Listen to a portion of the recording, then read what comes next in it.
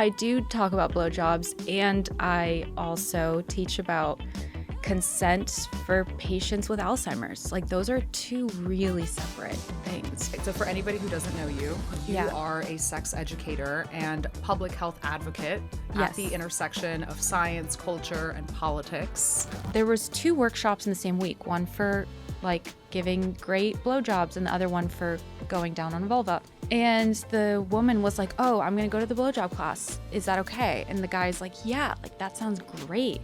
She's like, "Why don't you go to the pussy eating class?" He's like, "That's crazy. Like, why would I do that? That's so embarrassing." Recently, Playboy published a whole article on real eaters. You were interviewed for it. Yeah. So how do you spot the fakes? How do you spot the fakes? Yeah. Okay, first of all, welcome to Lesson Translation, the podcast where desire gets decoded. I'm your host, sexologist Natassia Miller, and there's one thing before we begin. If you hit follow wherever you listen to our podcast, it will help us grow and bring you even better guests and conversations. It takes 2 seconds, it's free, and it means the world. Now let's get into it. Birna Gustafsson, welcome to Lesson Translation. thank you. Oh my gosh, I'm so happy to be here, finally. This is a long time coming. It is. It really is. All right, so for anybody who doesn't know you, Yeah. are a sex educator and public health advocate at Yes. the intersection of science, culture, and politics. That's true.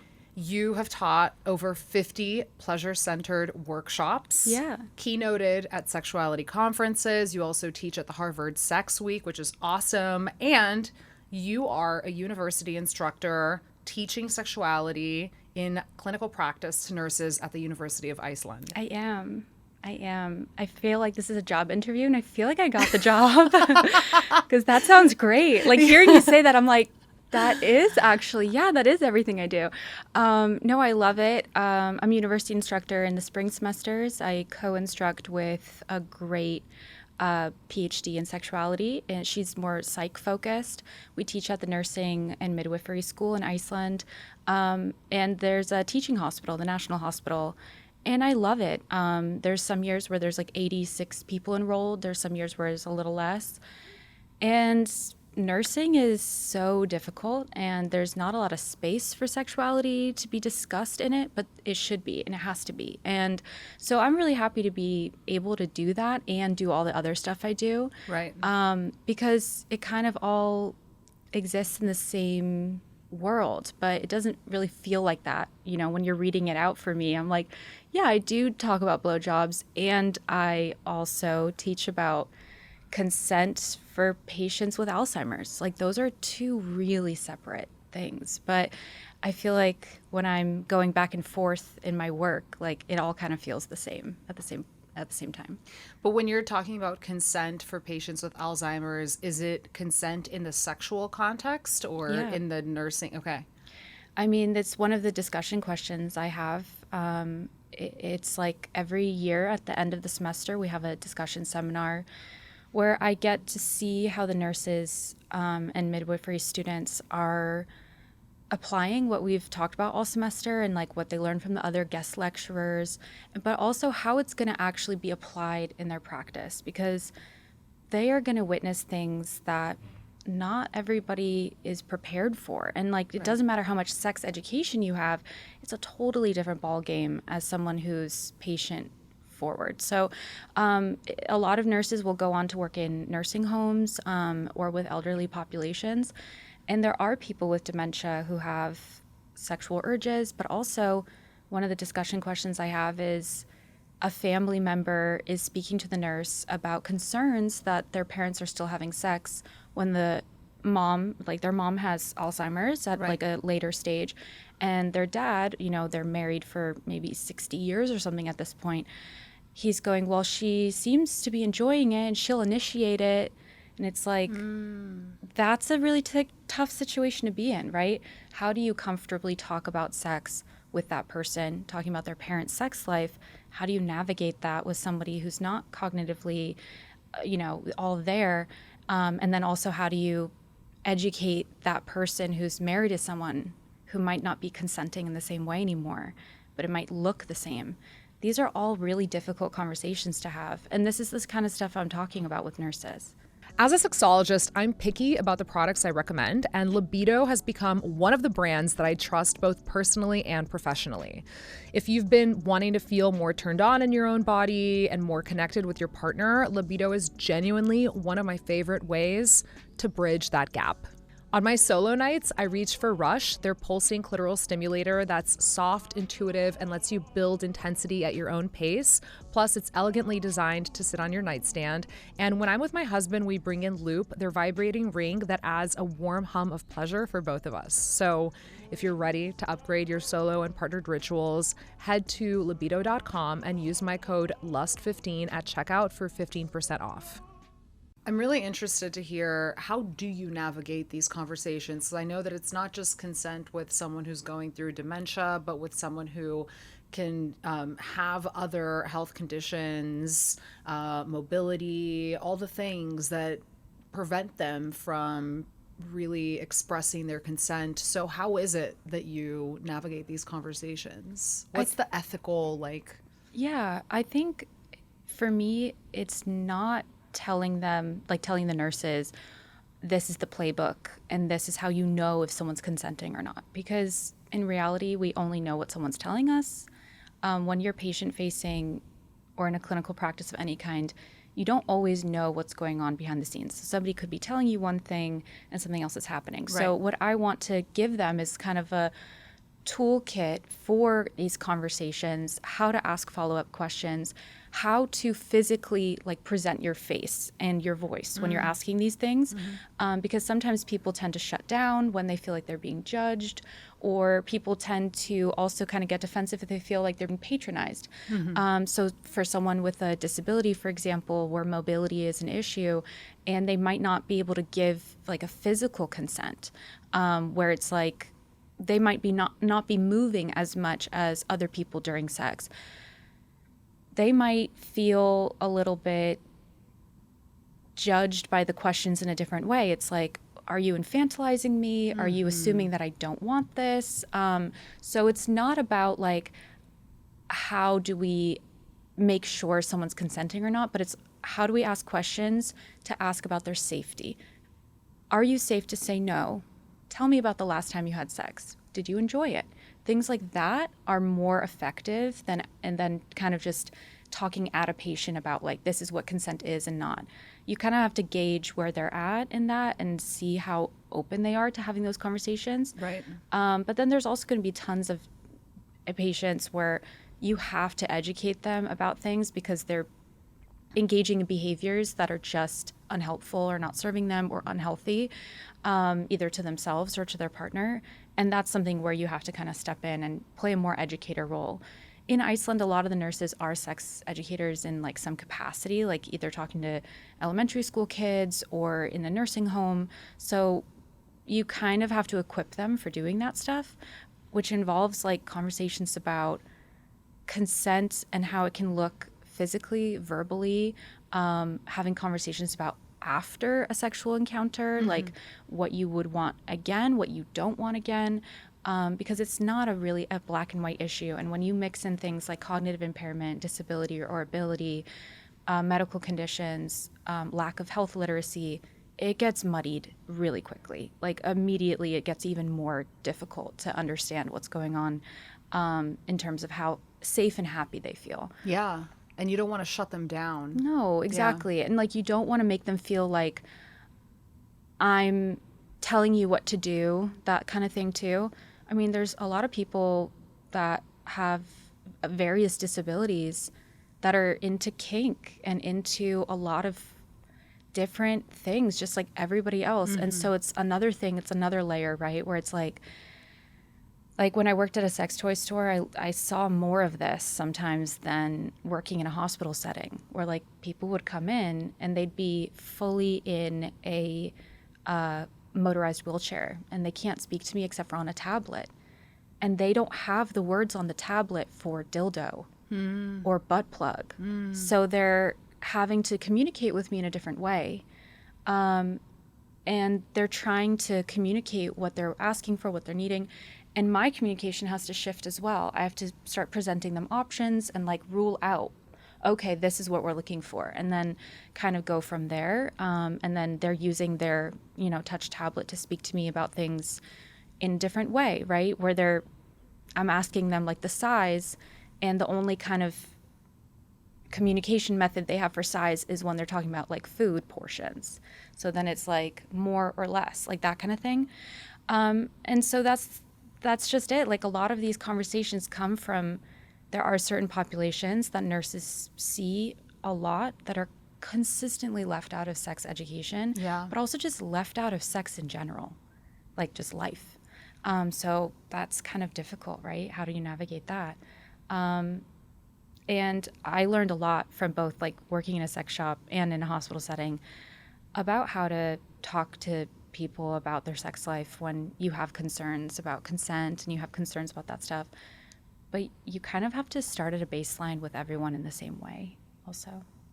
Are there any questions or entry points that, anyone that's listening can actively like implement into how they can talk about sex with not only just with someone who has a disability, but who may not necessarily be open to talking about sex, that you found just kind of tends to work across the board in a way? Yeah, I mean, I think establishing trust is difficult. Mm-hmm. So what I like to do is like establish like a neutral ground where I explain why I'm asking these questions, not because I'm trying to get information out of you that I can use against you, not because I am afraid something bad is happening to you, but because I'm rooting for you and I want you to feel safe and healthy, and I want you to feel like you can tell me if something's going on.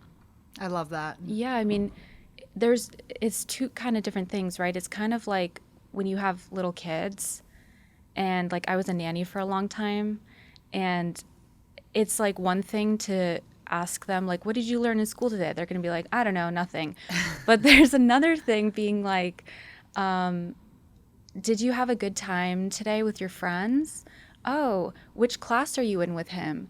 Oh, what did you guys talk about in that class today? Do you remember? Like that's a different type of information gathering, right, than just asking. I mean, a lot of people just shut down, right? But I mean, we see that like in sex when people ask like, what are you into, when they're like kissing you and you're just like, you forget anything sexual ever. It's like you blank on everything. You're like, I don't know. Have I even had sex before? I don't know what I like. It's like, or when people are like, what are your favorite movies? And you're just like, I don't remember a single movie I've ever seen. Every time people like favorite book, favorite movies, like my mind just goes blank. Right. And it's so funny because it makes me feel so stupid. Right. But a better question might be like, what was the last movie you watched that you laughed really hard, or like, because it's like more of a memory or like a socialized conversation in your head instead of just like movies, thoughts, like it's like a lot, right? So you don't want to be like same thing, sex, thoughts. Sex, so anal. Like it's a lot as a nurse, as a practitioner, and it's also just a lot in a relationship. So I think having that, like, I call it graduated risk, like in a conversation where you start out, and obviously nurses don't have a ton of time with patients, but this is more in like longer term cases, longer hospital stays where this is something that might come up more, or during pregnancy and postpartum. In Iceland, we have a lot more time with our pregnant and postpartum patients than a lot of people do here. So these are the kinds of conversations and the timing that we can do that stuff. And it's like really great to be able to just establish, like, are you in a relationship? How do you feel about the relationship? How long have you guys been together? Stuff like that. And then like asking about intimacy. Like, oh, do you do a lot of touching? Are you into that? Like, are you not that type of person? Like establishing how much physical touch is meaningful to them and in what way. And then from there going, because the thing I teach, like in my first lecture to them in the semester, is that it's not always about what someone's doing, it's about how they feel about it. So if a patient is saying to you, I have sex twice a month, and maybe in your head you're going, oh, that sounds like not a lot, maybe they're having marital problems. But maybe that person is having sex twice a month.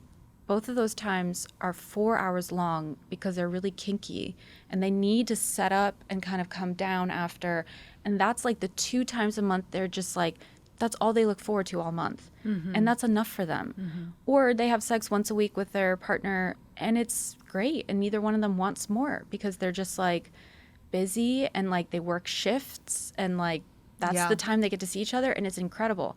Then there's people that are going to be like, yeah, I have sex like 3 to 4 times a week, or even like I have sex almost every day. When you ask them about it, they're being coerced. Right. They're not happy. They're kind of just letting it happen. They're not satisfied, whatever the case may be. Even less extreme cases, they're just like, I don't know, like it happens. And you're like, okay, that's different, right? So it's not about what they're doing always or how many times they're doing it, but how are they feeling about it? So asking them, so tell me about the last time you had sex.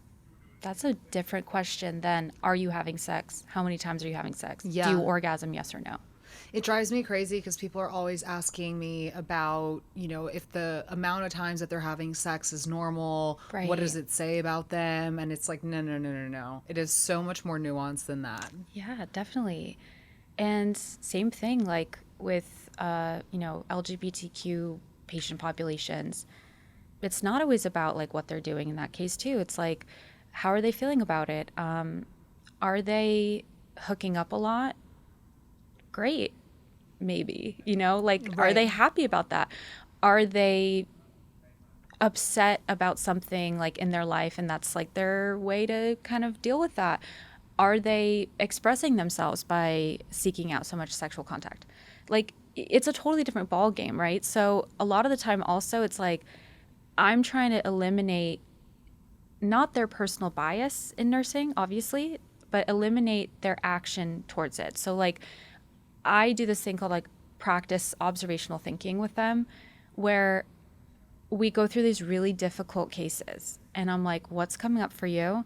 I want you to journal about it and you're not going to share it with anybody. This is just for you. I want you to practice because you might feel disgust or overwhelmed or it might trigger something in you. And how do you put that aside and face the patient? Because your duty is to the patient right now. Right. Your responsibility is to them.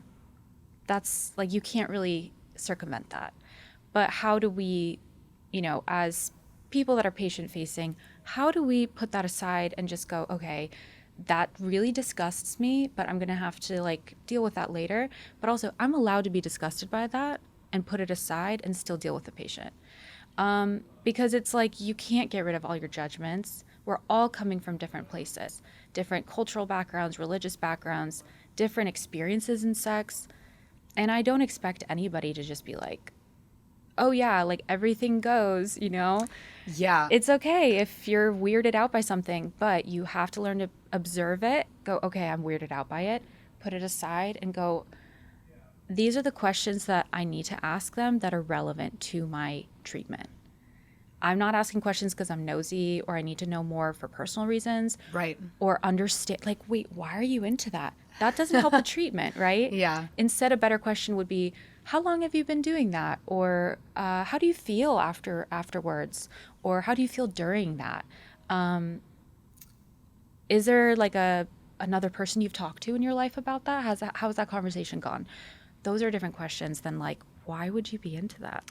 Which I think is so important, not only for nurses and medical practitioners, but also for just the general population to know what is the proper way of being attended to. Yeah. Because sometimes you will be faced with questions that if you know that that is not relevant, you can very much just tell them like, this is not important in this moment. Right? It's like, why is that relevant to what we're doing right now? Yeah. I mean, even in like situations where I'm sure you've gone through this too, as a sex educator, there's a lot of people that want to know about our personal sex lives. And there have been times where I've been more open about it, more closed about it.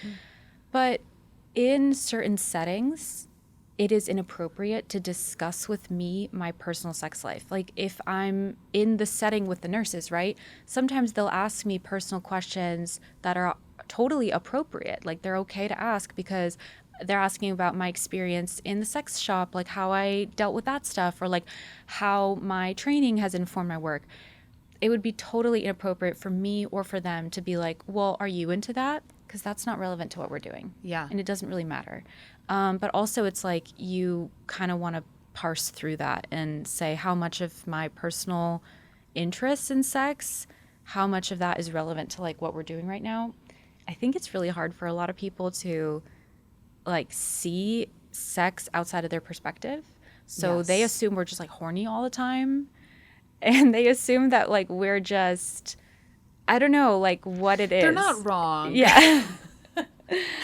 That's true. No, but jokes aside, I truly, and this is something that I talked about in the podcast episode that was, released today with Juliette Lamontagne. Yeah. People assume that my husband and I have the most insane, active sex life. And, especially since launching the podcast, I've just been overworked and so tired. And at the end of the day, like I'm so brain fried and my body is exhausted that, it's been a while since we've been able to really connect in that way. And so it's just knowing the seasons of life and understanding that like our desire functions just like everybody else's does. It fluctuates with what's going on. And but I agree. People do get very curious. Right. Because it's like, just because I'm talking about sex doesn't mean I'm talking about my sex life. Yeah. But also, even if I'm talking about my sex life, that's not always an invitation to talk about your sex life. That's another thing too. But it's tough to navigate. And I see that in like all aspects of what I do, whether I'm teaching a pleasure workshop or talking to nurses about really difficult sexual situations with patients. It's like, how much of that do I get back? It kind of varies, but I mean, my DMs see everything. Like there's so many people that ask me really good questions, but there's also people that kind of just want to be sexually validated. Right. Or will just tell me something that I absolutely did not ask for. That's kind of traumatizing to them even. But I have to just decide like how much of that am I gonna take on, I often don't right? read DMs from people I don't know. Yeah. Yeah.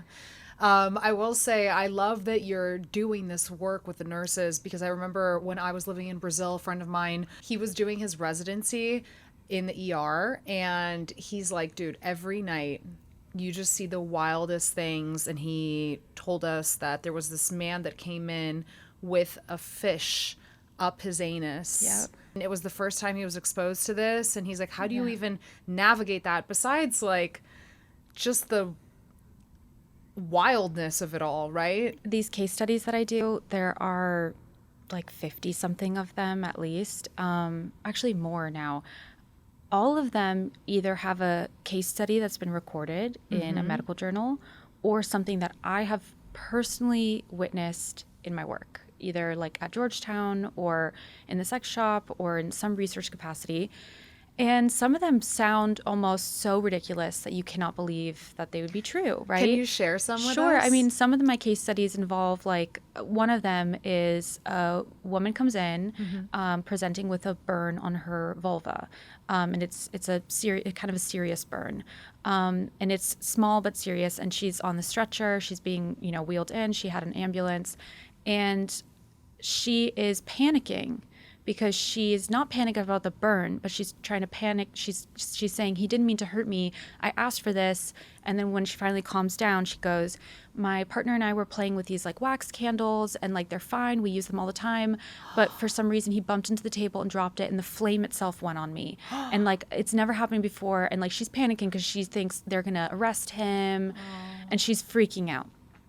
So how do you discuss what happened without elevating her emotional reaction? How do you validate her? But also, how do you ask, is there something going on, right? Because as a nurse, a lot of them also, their duties to the patient, their responsibility is not to her partner in that moment. They want to keep her safe. And so it's like, do you have the social worker come and talk to her? Is she going to just leave? If this happens again, is she going to seek care? Like, it's a lot of responsibility, right? So first thing is always just like, what's going on physically? Like, what do you tend to physically? And then once she kind of like calms down later in her hospital stay, that's maybe when you discuss these things with her. But it's that level of panic. It's like, why is that happening? Is it because she is in an abusive relationship and she's trying to cover for him? Or has she been treated badly in the past by a medical provider who judged her? and her kinks, and then she doesn't feel like, she'll be listened to or something bad will happen. It's hard, That is so hard. And then there are ones also about people that are engaging in same-sex relations, which is still what we call it medically, and they're in denial about it, and they're getting infections, or they're getting like a perforated anus or like a rectal tear, like a pretty bad one, because they don't want to maybe use the safest stuff. They don't want to use a dildo. They're using like something at home because they don't want to go and buy one. They don't want someone to find it at home. And that's when stuff like that happens. Are you talking about like they're using tools? It's yeah, not they might same be sex using in the sense of like there's actually another like human and penis they're involved. They're afraid of being perceived as gay. Right. So they don't want to buy a dildo. So they maybe use a hairbrush that has indents on it, and they're getting a really bad perforated colon or a rectal perforation. Or a fish. And an anal fissure, right? And so that's what starts happening, right? Where it's like if you have those conversations, they might shut down. They're like, I'm not gay. No, like this is happening because of something else. And then also people that are in same-sex behaviors sexually, and they're just in denial about it to the point where they might get diagnosed with an infection, spread it to their partner, blame the partner, and we don't know what's happening. And we're just like, and it's like, how do you talk about that person? Like, how do you ask them to wear condoms when they're like, I'm not having sex with anybody else. You guys are crazy. That's when it becomes a public health issue, right? So there's stuff like that where you're just like, and then there's also some other things that we talk about, like if one of the nurses takes you out into the hallway and is like, I suspect this person is a sex worker. I suspect that they're being trafficked. And then it's like, well, did she disclose that to you? And they're like, no, I just have a feeling. And then you go back in the room and you're like talking to her, and it's because she has a Bartholin cyst, and she's like, I can't not have sex. Oh. And it's like, is it because she's being forced to have sex? Is it because she has a compulsive sexual habit? And also it's like, does that person, the nurse who told you, has she seen an ad of hers and she can't disclose that to you? Right. We only know what the person tells us, but that's not really, in a small society like Iceland, a lot of the time we know more than we want to. And then it's like, well, that's not really relevant to what's going on. We can't really act on that, right? We can't call in social work for that because she hasn't told us. So it's stuff like that where you're just like, oh my God. And all that stuff has happened. You're doing so much more complex work than I am, I have to say. No, it's all on the same level. It's so important. But I think I love that we're talking about this, because I think the people that are tuning in just probably have never even considered the level of complexity and nuance that is happening when you are dealing with people's sexuality and sexual health. Yeah. I mean, we also talk about pleasure too. Yeah. We talk about, I mean, there's an entire, it's like published in 2 different journals, actually. It's called like Best Practices for Sex Toy Evaluation for Patients. And it's a really great resource for medical providers. And it's literally like, how do you discuss vibrators and other sex toys with patients? And like why? And so for like a lot of the midwives, for example, they use that resource more because they're often in situations where maybe somebody during sex is so horny. Like she's like, please, I am in my 3rd trimester and I know it doesn't make any sense, but I just want to be railed. And their partner is like, I'm exhausted. And it's like, well, how do you kind of navigate that? And a lot of them might be afraid to use vibrators because they're afraid it like will harm the baby. So it's like a lot of like education about that. But also just tips and tricks, like how to keep them clean, like not to use them, in different places. And also like when you're sharing them with partners, they can spread HPV and stuff like that. So it is important. And I think sex toys are part of the conversation for a lot of practitioners, which is really good because like patients are using them. And like when you're asking someone, do you have sex? Sometimes they're like, well, no, I don't have penetrative sex, but maybe they're sharing a dildo with somebody. And that's why they keep getting BV back and forth or yeast infection over and over because they're using like a body wash to wash it or something? You know, like these are the types of questions where it's like someone could be suffering for years with the same infection, and then you finally get the right information that unlocks the key. You're like, oh yeah, no, you shouldn't be using like a Dove fragranced thing, like, you know, or you shouldn't be using like Jergens body lotion as lube. And then you're like, oh my gosh, like all of this could have been avoided if we had just talked about this from the beginning. Yeah. You know. I love that. One of the workshops that you're well known for is giving incredible head. That's true. And you've mentioned that you've had more and more men show up. What are the questions that they're asking? Oh, for like vulva pleasure and like pussy eating 101. Yes.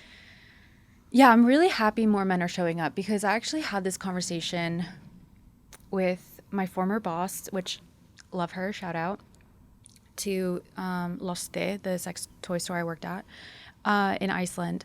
And like whenever we had a like blowjob class, it would be packed with women, gay men, and then couples. And it would be packed like to the brim. Like there would be standing room only. I was like, oh my God. I actually taught that class like in an auditorium, and I filled those seats. And whenever I did like a oral class, first of all, the marketing for it was harder because I can't say stuff like vulva without people being either like, whoa, or the internet being like, that's not allowed. And you need to go to jail, you know? So I'm just like, great. And then I also am like, I can't say pussy eating because then the internet will be like, a porn star, again, jail. Right. And so you're just like, how do I do this? So a lot of the time I had to kind of make up these like sneaky titles and stuff. And then there was like a couple that came in and was like talking in the store, and there was 2 workshops in the same week, one for like giving great blowjobs and the other one for going down on a vulva. And the woman was like, oh, I'm going to go to the blowjob class. Is that okay? And the guy's like, yeah, like that sounds great. She's like, why don't you go to the pussy eating class? He's like, that's crazy. Like, why would I do that? That's so embarrassing. And that really threw me, because I'm just like, yeah, that is wild that that's like the standard, right? Yeah. But, and I don't even know if it's just like, oh, I don't need help with that, whatever. It's like, he explained it. He's like, I don't want to be sitting in a room with a bunch of dudes, like talking about going down on a woman. Yeah. And like a bunch of guys I don't know. And I was like, that's not really how the class goes, though. It's not like a circle that you're all just like opening about how much you suck at eating pussy. Like, that's not what's happening. I was like, oh my God, like that's the last thing that I don't want to hear that either. Like, why would I do that? But I get it because of like the gendered scripts and stuff, and it can be very vulnerable. Yeah. And men just don't want to admit they don't know how to do it well. Yeah. And also they just like, he was like, I don't want to be like aroused around a bunch of dudes. That was another thing too. Oh, interesting. That didn't even cross my mind. Me either, because when I go to classes like that, I'm not like turned on in that way. Like, you know what I mean? But also, even if I am, like, it's okay. Yeah, exactly. Like, that's fine. You know, I'm not making it anyone else's problem. Right. Like, I'm not like, check this out. Like, you know, like that's kind of crazy. So I was like, oh, but when I teach these classes, I do a lot of also like vulva pleasure. Mm-hmm. So it's like for vulva owners and lovers. So you can go also, like if you have a vagina and you have partners and you just want to be able to like learn how to communicate what you want with them. Okay. Because you're learning like what they would learn. You know what I mean? So then you can teach them. So I'm teaching you to teach them, but then I'm also teaching the people who go down. And so that can be anybody who goes down on a partner with a vulva. And that is a lot of different people, right? It can be lesbians, it can be straight guys, it can be people in relationships and they're both trans. Like, I don't care who comes, like, you know? Of course. So it's a little bit more broad. So I think people are like less scared because the audience will be maybe more diverse. So that's nice. And then when they get there, they're kind of like, oh, I don't know what to expect. And when I teach in a clinical setting, I'm more formal, but I try to crack jokes too, because like some of the stuff we're talking about is so heavy. Like we talk about assault a lot. We talk about children being assaulted a lot. So I try to like In these workshops? No, in like clinical setting. Oh. So that's why like when I teach in that, I'm like more formal, but I try to also like be like lighter.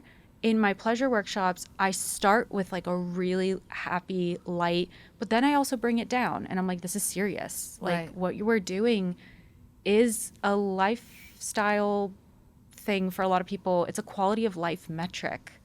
Like pleasure is important. It's just as important as taking care of the rest of you. Absolutely. And so it's kind of funny, like when I'm teaching nurses, I'm like very formal and serious, but I also try to like lighten it up in between. But when I do the pleasure workshops, I'm like, yippee, haha, like clown mode. But I'm also like, okay, but let's get real for a second. Yeah. I kind of start at different levels.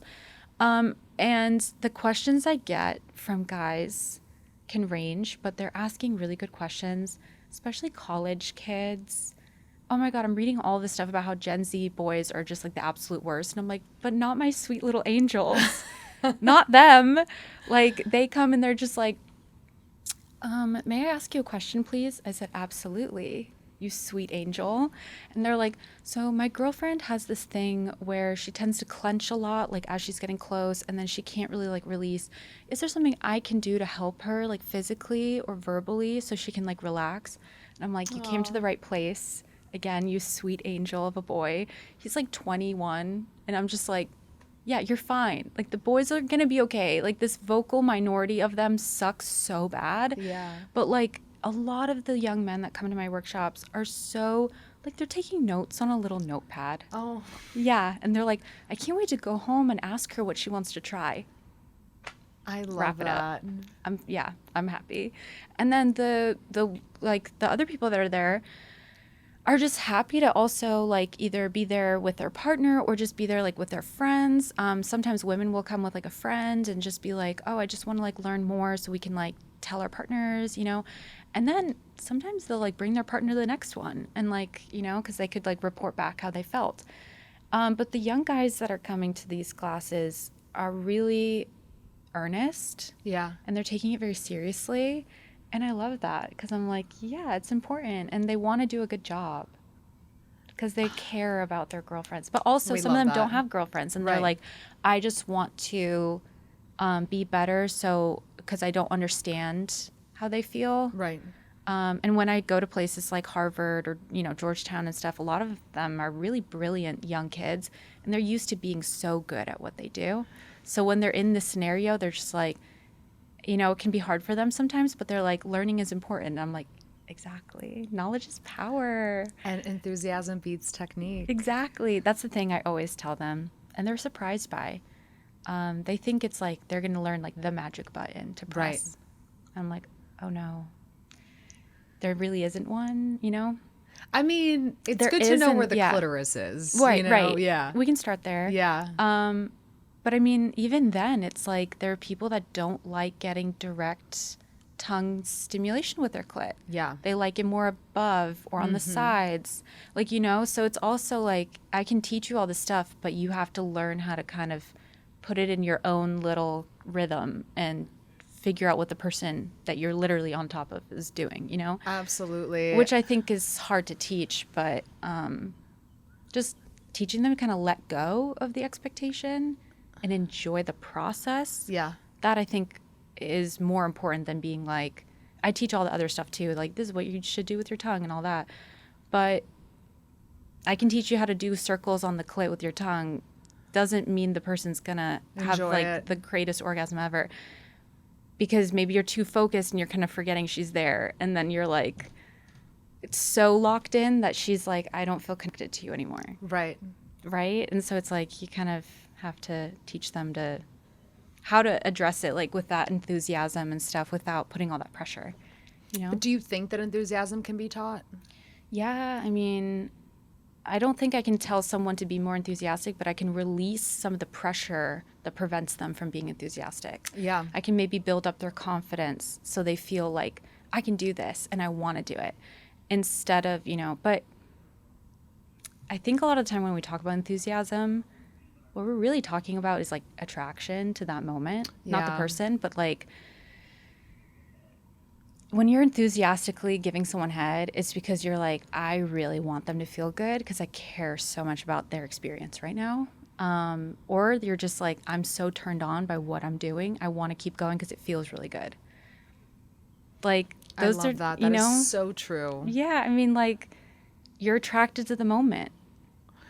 I will say though, listening to Alex Cooper's Gluck Gluck 3000 advice and like not only That's using this your thing. two hands on Yeah. the penis, but also just like being really sloppy and Yeah. making the sloppy sounds. Yeah. I know that guys love that, but I can't say for myself at least that like making the sloppy sounds comes naturally. For me, that's performative. That is purely to turn my partner on. Right.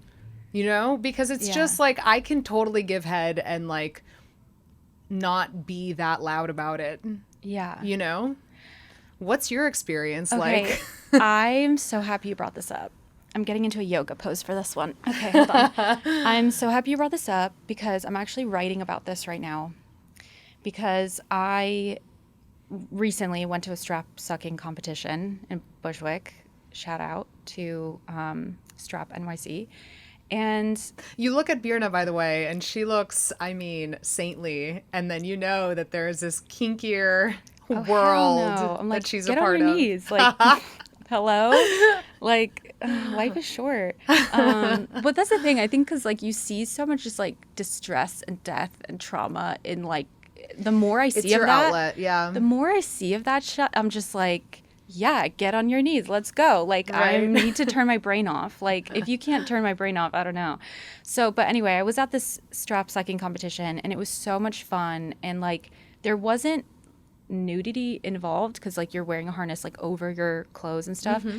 But I'm writing about it because we often see this like mainstream sex advice that's like sex is a performance or sex is an experience, not a performance. Sex shouldn't be performative and all this stuff, but like it doesn't apply a lot of the time to like queer people because the performance is the experience. And like and it says like, oh, experience and performance are intention. That's not true. You can have an embodied experience when you're putting on a show for a partner, and that can turn you on, especially people that's like, this is a gender euphoric thing, right? Or like a queer euphoric thing. Like, I feel so good doing gay stuff. Like, it's like, hell yeah. And like, sometimes just the fact that I'm doing it, like, it doesn't really matter if I'm gonna like orgasm tribbing with somebody. It's just like, oh my God, this is so gay and that's so hot, you know? Yeah. Or like, you know, and that was a thing I witnessed like in the strap competition. By the way, louder than MSG. Like, I've never been in a room that loud. Wow. When one of the competitors got flipped upside down to keep sucking, the cheers could have been heard in Staten Island. Like, I could not believe how loud that room was.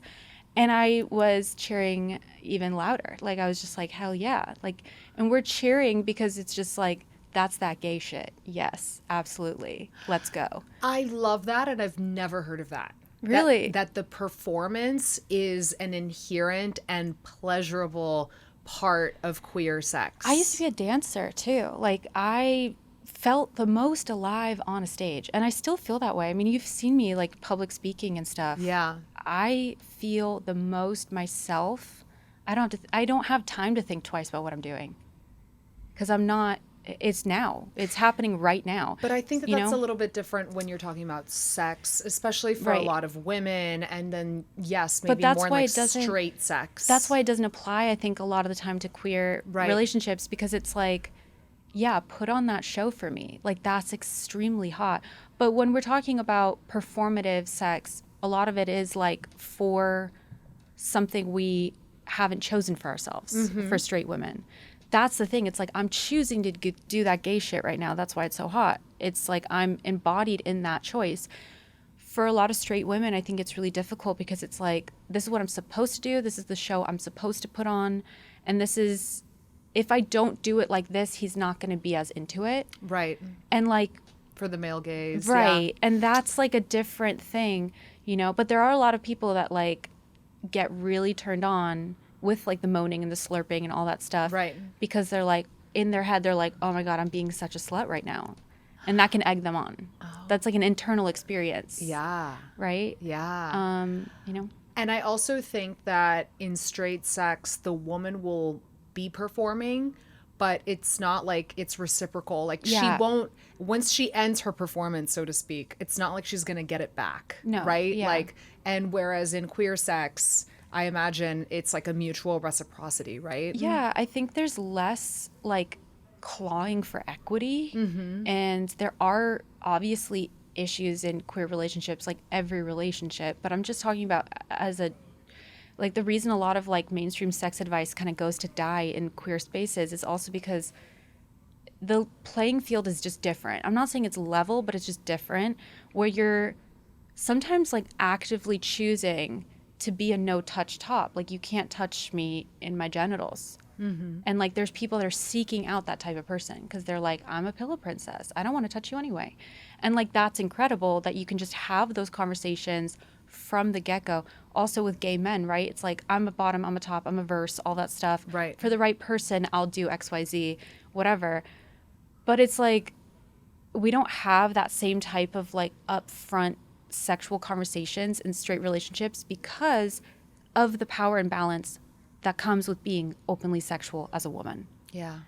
Suddenly you're not taken seriously, or like you might, there's all these like narratives, right? It's like you're gonna like pass up on the right guy because he's only gonna see you as that girl he has the crazy sex with, or like you can't marry that one.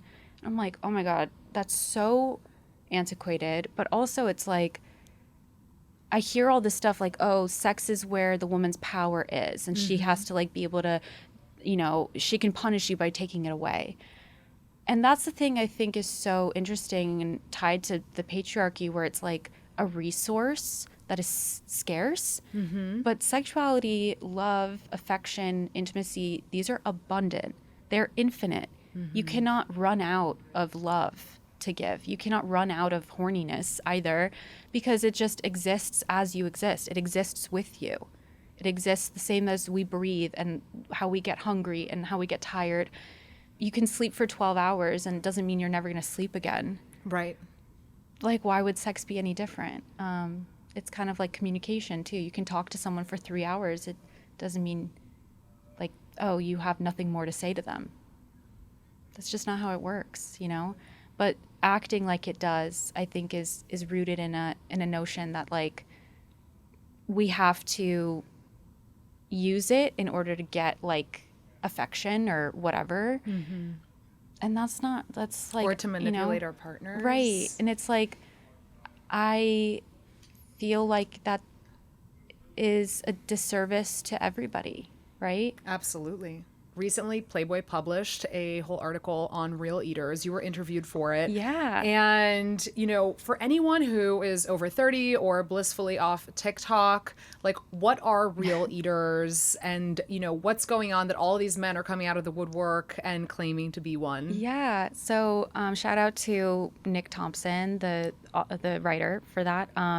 We've worked together for Playboy and Vice, and like, it's always fun because he writes so eloquently about the stuff where I'm like, and then he just sticks it up there. Like, you know, he kind of just manages to put it into like eloquent words. So I appreciate him. But I kept seeing this trend on TikTok where people were, younger guys, like in their early 20s, were being like, wake up, eat it, go to work, come home for lunch and eat it again. Come home from the gym, I haven't even showered because I got to eat it. And then go to bed, wake up in the middle of the night, eat it one more time. I don't get anything else, but like, you know, that kind of stuff. And you're just like, what is happening? Where were these men when I was 20? Literally. I know where they were when I was 20 because I was rounding them up. I was like, again, get on your knees. Because like for me, I saw it and I was like, this is really funny because they're kind of parroting their own, like, you know, they're making a parody of their own kind of like I love to eat pussy kind of thing, because it's like out of this performative male, like tote bag reading, like, you know, Joan Didion on the subway type of dude. Oh, we know. But like Bushwick is full of them. Oh yeah, they are. Yeah. But this type of thing where like they're kind of like making fun of themselves in a way. But then the conversation started to get more serious, and there was a guy that made a video that was like, all right, like put a finger down if you've eaten it when she's on her period. Yeah, light work. Put a finger down if you've, and it was like, just kept going. And I was just like, oh, okay. And there was this whole conversation being had. And then women started being like, I need a real eater in comments, or like, then I started seeing videos that were like, guys, like my real eater just went to jail. Like, I don't know what to do. Or like, guys, like, I had like a whole roster, but I only want this one guy. I don't want to date him, but he's like the only one that's a real eater. And like this thing that was like, it couldn't be fully defined, but basically it's like a guy who really enjoys going down on you. He's not like a lick it and stick it kind of guy. Mm-hmm. He's fully waiting until you have at least one orgasm or like enjoy yourself. And then he might even take his time until it's like his turn, quote unquote, which is another thing like straight people love, taking turns, which I love. I'm like, yay, now it's your turn, I guess, like, you know. And I'm like, what if we both had a turn at the same time? And I'm not talking about 69ing, but that's a different story.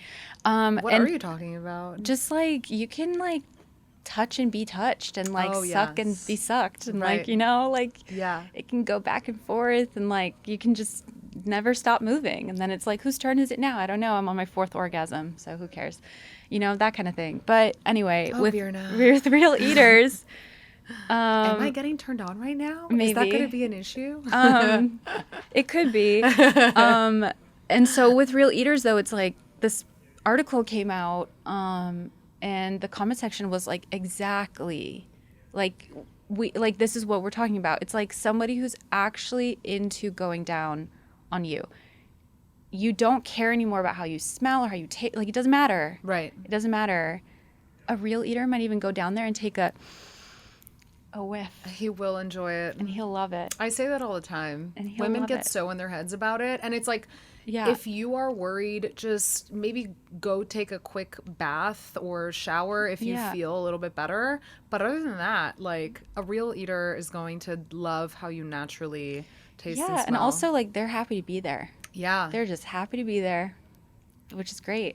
But I mentioned, like, a lot of them that are, it's kind of like split into these two camps, sort of like guys that are like, hey, look at me, I know where the clit is, pick me. But also another type of guy that's like, no, this is serious. Like, I will be down there for 2 hours and you won't be able to stop me, like that kind of thing.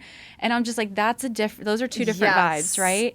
And I have already hooked up with someone who claimed to be a real eater and was like, oh, you're taking too long.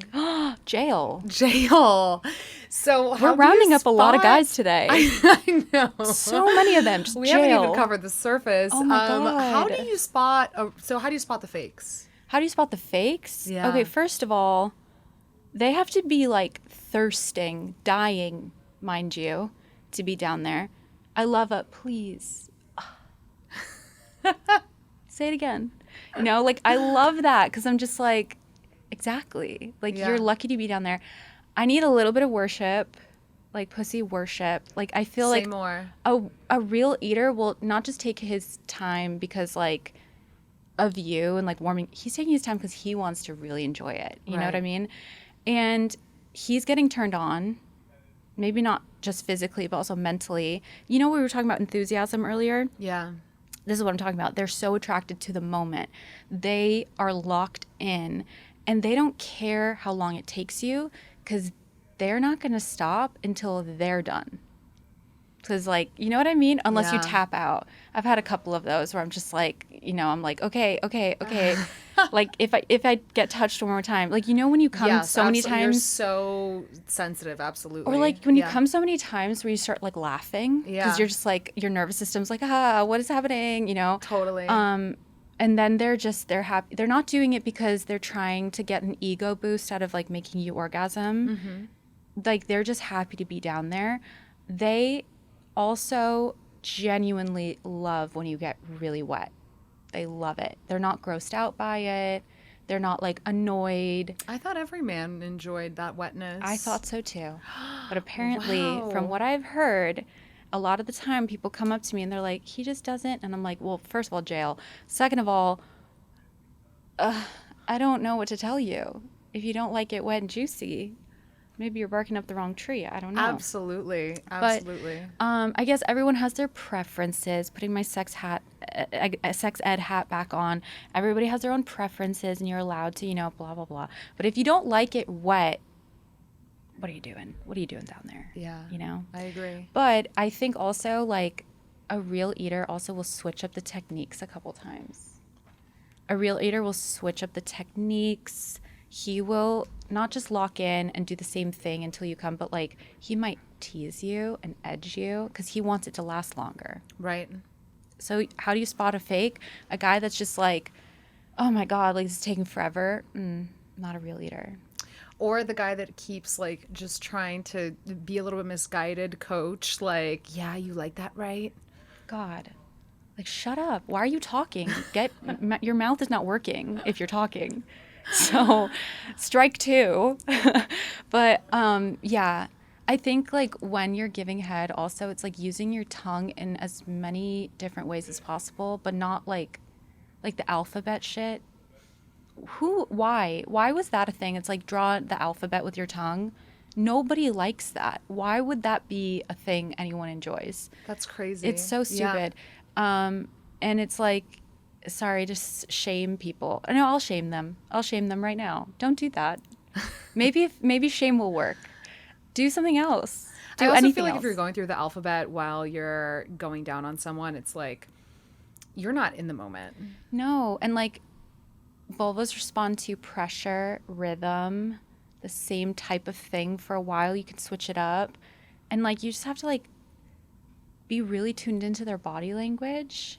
And like when the vulva starts getting like firmer because it's like filling with blood more, it's like then you can press harder a little bit and like ease up. Your tongue is a muscle and there's so many different things you can do with it. And so it's like, do you want that like broad, flat, firm feeling? Do you want that pinpoint feeling? Some people like it if the tip of the tongue goes like almost all the way up their clitoral hood and like just stays right there. Some people are like, that's itching me almost, like it's uncomfortable. And they prefer like a sucking motion almost, like you're French kissing someone down there. So there's like a lot to play with. And I think a real eater will try different things and like figure out all the different ways to make someone feel good without being like, ooh, I found the key. I'm going to do this one thing every single time. It's like, try different stuff. See what else is there, Absolutely. And be patient. Yeah. Patience. Real eaters key. are patient. Yes. And they're kind. And they're hot. Birna, thank you so much. I love this conversation. I'm sure that anybody who's tuning in has learned so much as well. Where can people find you? Where can they find me? They can find me on Instagram, which is at BBIRNA, Birna, my name. I have a website, just birna.net. And then I'm relaunching a newsletter. I have this whole platform coming out called Explicit Studies. And you can find my first kind of article after relaunch about the strap sucking party. It'll be on Substack at explicitstudies.substack. So I'll send you all the links. They'll have all my little links. Fantastic. Yeah, Thank you so much. Thanks so much for having me. Thank you for listening to Lesson Translation. If you enjoyed this, please hit follow wherever you listen and leave a review. It helps more people find us and it means everything. See you next week.